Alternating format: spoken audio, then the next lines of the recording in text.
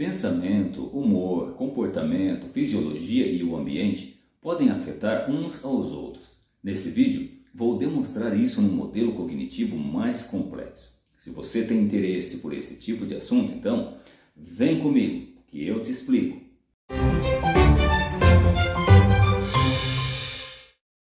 Olá pessoal, eu sou Elcio, especialista em terapia cognitivo-comportamental e neste canal abordo assuntos relacionados a TCC. Se você chegou por aqui e ainda não é inscrito, se inscreva no canal porque a sua ação reforça o meu comportamento de continuar gerando conteúdos como este. Dito isto, vamos ao tema de hoje. De acordo com o criador do modelo cognitivo da TCC, Aaron Beck, não é a situação em si que determina o que a pessoa sente, mas como ela interpreta uma situação. Esse é o modelo cognitivo básico da TCC. Então, se você ainda não assistiu esse vídeo, é importante que você dê uma pausa neste aqui e acesse o vídeo que está aqui em cima, sobre o modelo cognitivo básico. E após, retorne a este para entender o funcionamento de forma correta. É importante observar que a sequência da percepção de situações que levam aos pensamentos automáticos, que então influencia a reação da pessoa, é por vezes uma simplificação esquematizada. Logo, pensamentos, humor, comportamento, fisiologia e o ambiente podem afetar uns aos outros. Nesse sentido, as situações desencadeantes podem ser um evento específico, por exemplo, como receber uma nota baixa em um projeto no trabalho. Então imaginemos que, após semanas de trabalho árduo em um projeto importante, você recebe uma avaliação final da sua equipe e descobre que sua contribuição não atendeu às expectativas, resultando em uma nota baixa e um feedback negativo. E um outro desencadeante é um fluxo de pensamentos, como pensar em conduzir uma reunião importante no trabalho, onde surgem os pensamentos intrusivos. Então imagine que, enquanto você está se preparando para conduzir essa reunião importante com sua equipe, a sua mente é inundada por pensamentos intrusivos sobre possíveis contratempos, questionamentos sobre a sua capacidade de liderança ou até mesmo aquela preocupação com a receptividade dos colegas às suas ideias. Ou ainda pode ser uma lembrança, como uma fala de reprovação de um chefe autoritário lá do passado. Então você é transportado nesse momento de volta àquele passado e você então se lembra de que o seu chefe autoritário o criticou duramente quando da sua abordagem em um projeto, deixando você assim se sentindo inseguro e desvalorizado. Pode ser uma imagem com uma cara de reprovação de um recrutador durante o processo seletivo. Então você se imagina quando você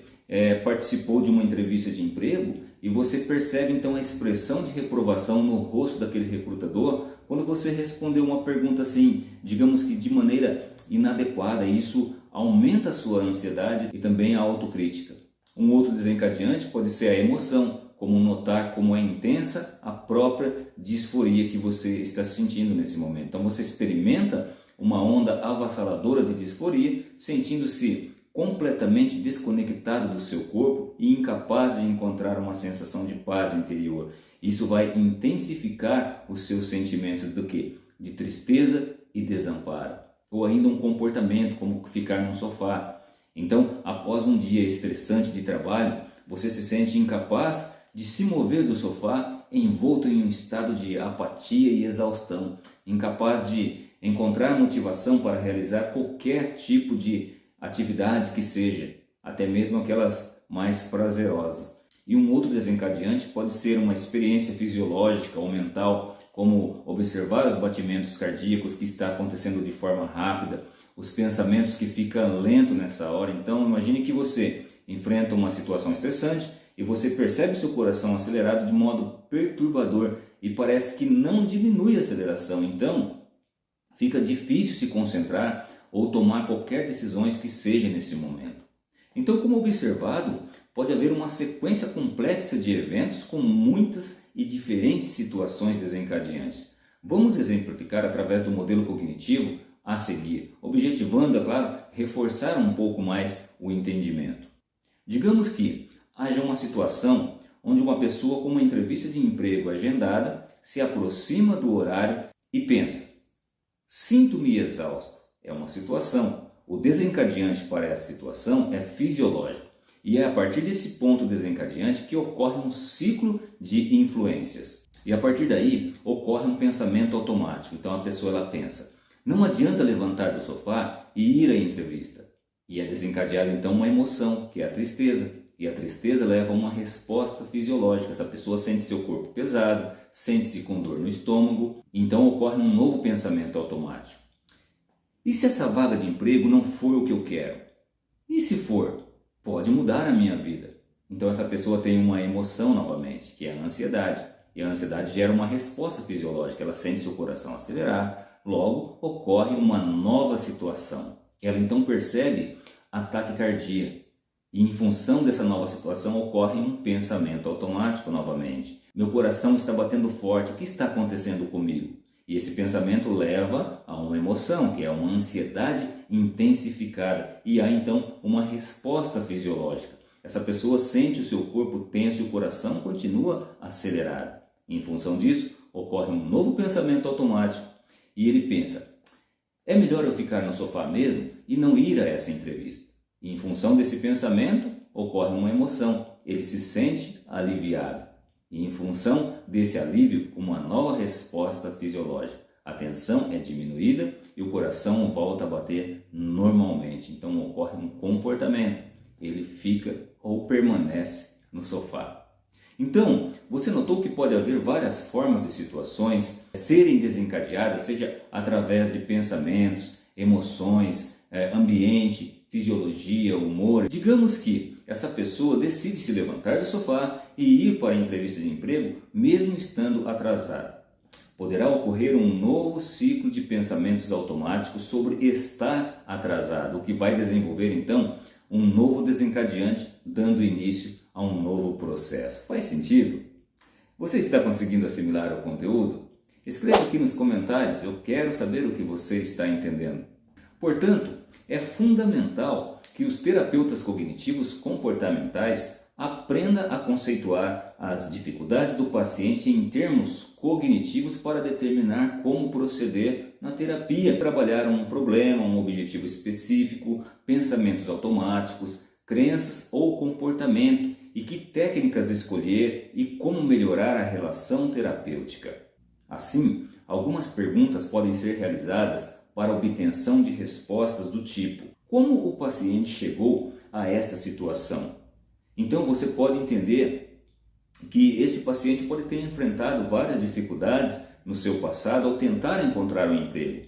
Ele pode ter sido rejeitado em diversas entrevistas de emprego, o que levou a se sentir cada vez mais incompetente e desanimado. Que vulnerabilidades eram significativas? Então você pode entender que a autoestima desse paciente foi significativamente afetada pelas rejeições constantes e ele desenvolveu então uma crença arraigada de que ele não era bom o suficiente para ser contratado por um empregador. Como o paciente enfrentou a sua vulnerabilidade? Pode ser que ele tentou ignorar as suas inseguranças, evitando assim situações que desencadeassem esses sentimentos de incompetência. Ele também pode ter buscado consolo em atividades que o distraíssem temporariamente de seus pensamentos negativos. Como o paciente enfrentou a sua vulnerabilidade? Ele pode ter tentado ignorar as suas inseguranças, ele pode ter evitado situações que desencadeassem sentimentos de incompetência, ele também pode ter buscado consolo em atividades que o distraíssem temporariamente de seus pensamentos negativos. E uma outra pergunta pode ser: houve eventos em sua vida como traumas, experiências, interações que o predispusessem às suas dificuldades atuais? Então você pode ter uma resposta, você pode descobrir que na infância desse paciente ele enfrentou críticas constantes de seus pais em relação às suas habilidades, o que contribuiu para a formação de uma autoimagem negativa e alimentou as suas crenças de incompetência. Quais são os pensamentos automáticos do paciente e de que crenças elas se originam?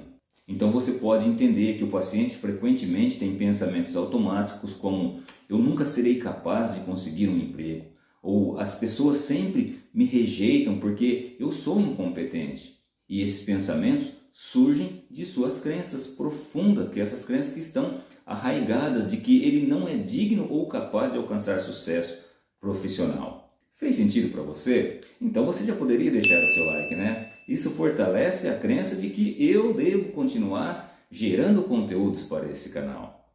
No entanto, é crucial que você se imagine na posição do seu paciente. Isso significa se esforçar para entender os sentimentos do seu paciente, entender as suas perspectivas e ver o mundo como ele o vê. Considerando sua história e suas crenças, suas reações emocionais e comportamentais, tudo isso deve fazer sentido dentro de um contexto em que ele vive, dentro de um contexto do seu mundo. Bom, pessoal, nesse vídeo eu lhe apresentei e expliquei um modelo cognitivo da TCC um pouco mais complexo. Eu espero de fato ter contribuído para o seu aprendizado. Um grande abraço e até o próximo vídeo.